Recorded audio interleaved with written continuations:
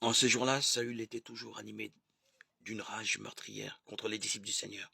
Il alla trouver le grand prêtre et lui demanda des lettres pour les synagogues de Damas, afin que, s'il trouvait des hommes et des femmes qui suivaient le chemin du Seigneur, il les amène enchaînés à Jérusalem. Comme il était en route et approchait de Damas, soudain une lumière venant du ciel l'enveloppa de sa clarté. Il fut précipité à terre. Il entendit une voix qui lui disait « Saül, Saül, pourquoi me persécuter ?» Il demanda « Qui es-tu, Seigneur ?» La voix répondit « Je suis Jésus, celui que tu persécutes. Relève-toi et entre dans la ville, on te dira ce que tu dois faire. » Ses compagnons de route s'étaient arrêtés, muets de stupeur. Ils entendaient la voix, mais ils ne voyaient personne.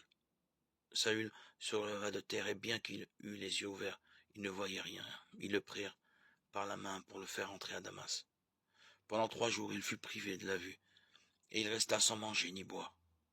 Or, il y avait à Damas un disciple nommé Ananie. Dans une vision, le Seigneur lui dit « Ananie !»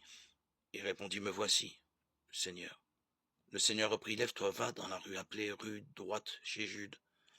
Tu demanderas un homme de Tarse nommé Saül. Il est en prière et il a eu cette vision. Un homme du nom d'Ananie entrait et lui imposait les mains pour lui rendre la vue. Ananie répondit « Seigneur, j'ai beaucoup entendu parler de cet homme et de tout le mal qu'il a fait subir à tes fidèles à Jérusalem. Il est ici, après avoir reçu de la part des grands prêtres le pouvoir d'enchaîner tous ceux qui invoquent ton nom. » Mais le Seigneur lui dit « Va, car cet homme est l'instrument que j'ai choisi pour faire parvenir mon nom auprès des nations, des rois et des fils d'Israël. Et moi je lui montrerai tout ce qu'il lui faudra souffrir pour mon nom. » Ananie partit donc et entra dans la maison. Il imposa les mains à Saül en disant « Saül, mon frère, celui qui m'a envoyé, c'est le Seigneur. C'est Jésus qui t'est apparu sur le chemin par lequel tu venais. Ainsi tu vas retrouver la vue et tu seras rempli d'Esprit Saint. » Aussitôt tombèrent de ses yeux comme des écailles et il retrouva la vue. Il se leva, puis il fut baptisé. Alors il prit de la nourriture et les forces lui revinrent.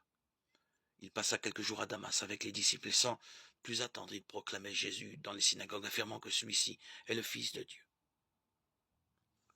Lecture du livre des Actes des Apôtres 9, 1-20. Bien ancré dans l'imaginaire chrétien, cette scène spectaculaire de la conversion de Saül gagne à être comparée au récit qu'en fait Paul lui-même dans la lettre aux Galates, Galates 1, 13-17. Une vocation prophétique et un bouleversement intérieur intense. On en trouve aussi des variantes dans les discours des actes attribués à Paul, acte 22-26. Autant dire que l'événement a de multiples facettes.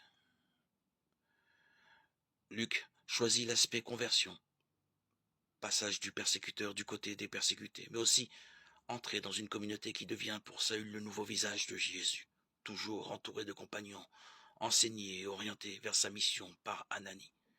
Il reçoit le baptême et la force de l'Esprit Saint. Il mange le repas du Seigneur et se lève pour témoigner de Jésus-Christ.